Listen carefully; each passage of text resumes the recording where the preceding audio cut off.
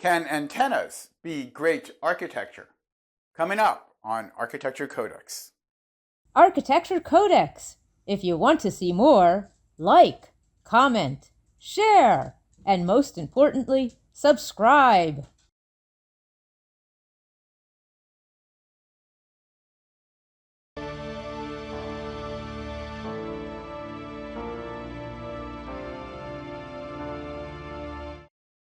Some people might have a narrow view on what is great architecture or what is architecture, period. We might marvel at an ancient Roman aqueduct as great architecture, and yet isn't it really just a glorified pipe on an urban plumbing system? And bridges have a basic utilitarian function. Can they be said to be architecture if people do not inhabit them? Still, these constructs had to be designed and built by the architects of their ages. So why should we keep such a narrow view of what is architecture today? Architecture CodeX has looked at bridges and antenna before, most notably the new Tappan Zee Bridge, Architecture CodeX video number 14, and the CN Tower in Architecture CodeX video number 38. And if Roman culture was defined by their civilization of a water supply, and so their architects built aqueducts, is it not a fair analogy to say that modern civilization has been built on electromagnetic communication, and so our architects will build TV and radio towers?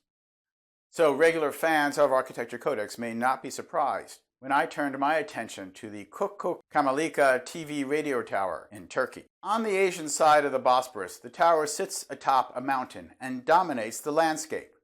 These are essential things for a broadcast tower. But it is more than just a mere tower, plain and simple. And yet, it is not a structure that is burdened by decoration either, with stuff added to it to pretty it up, like a fake cell phone tower tree. From near and from far, it appears to me to just spring up from the ground with twists and bulges, and I find it essentially organic in nature, as if it was some sprout for some giant Jack and the Beanstalk magical fairy tale. And I am not ashamed to say that I find the tower both fascinating and intrinsically beautiful. My first reaction about the organic nature of the tower was correct. Architect Melike Altınışık reportedly said the form was inspired by the tulip flower, which was a symbol of the Turks during their Ottoman Empire. Once again, we see architects looking to nature to successfully find forms that create beauty. And while it is the tallest structure in the city of Istanbul, at about 2,000 feet tall, including the 550-foot antenna, that has nothing to do with its appeal. Construction started in 2016 and was completed in 2021.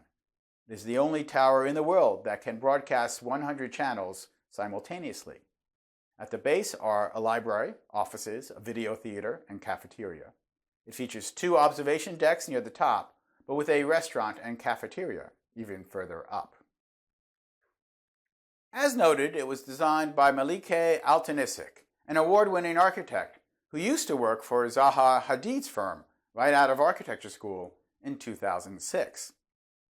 She formed her own firm in 2013. She has offices in Istanbul and Seoul, South Korea. And with an increasing number of projects on the boards, it might be safe to say that Altınışık will emerge as a preeminent architect. Some refer to her as the new Zaha Hadid, but I think that is a bit patronizing and unfairly limits her potential impact. It's as if the world can only tolerate one famous woman architect at a time. Realizing the opportunity, the government also established the broadcast tower as a destination for tourists, but its access is not too easy. I suppose I should have taken an Uber or a taxi, but instead I took a ferry across the Bosporus and public buses, which got me close, but I still had to navigate streets and walk quite a distance, my phone GPS not functioning. And admittedly, some mistakes gave me a chance to experience an Istanbul not seen by most tourists. When I did arrive, it was apparent that while meant for tourists, there were mostly school children on excursion. Perhaps the tower is still too new.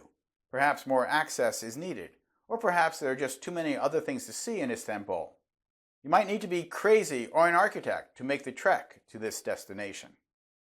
The public amenities are modern and modernistic, with the slice curves of the architecture on the exterior repeated on the interior. The views from the top give an almost endless vista, and you can see the importance of the conflicts of the Asian and European landmasses and the water routes linking the Mediterranean and the Black Sea. And you get a greater appreciation of the historic importance of this region. And one can imagine how many armies have trekked across this terrain and crossed the Bosporus in search of glory and power. And yet the tower is so far from the city, you do not get to look down upon it as you do from New York's Empire State Building or Toronto's CN Tower. And that makes the experience a little more detached from Istanbul. I suppose the observation deck helps give the tower a human element, which helps define it as architecture and not just structure. But in a world with enough prosperity to think about design as applied to everything, I mean, just think how overwrought with tech the average toothbrush is these days. It's nice to see an aesthetic care applied to something that could be just mundane and functional. Some environmental purists might regard its bold loneliness a scar on the landscape. But human infrastructure can work with nature.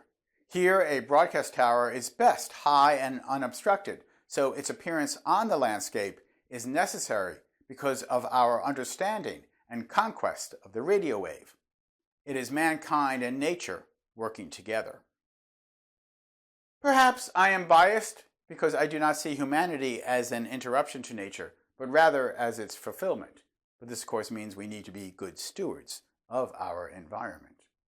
And while the Asia Minor continent has been freckled with a lot of super tall buildings, most of which serve no particular purpose and are not necessarily beautiful, it is nice to see it all come together in this one project, function and beauty, at the Küçük Çamlıca TV and Radio Tower. I'm Michael Molinelli, and this is Architecture Codex.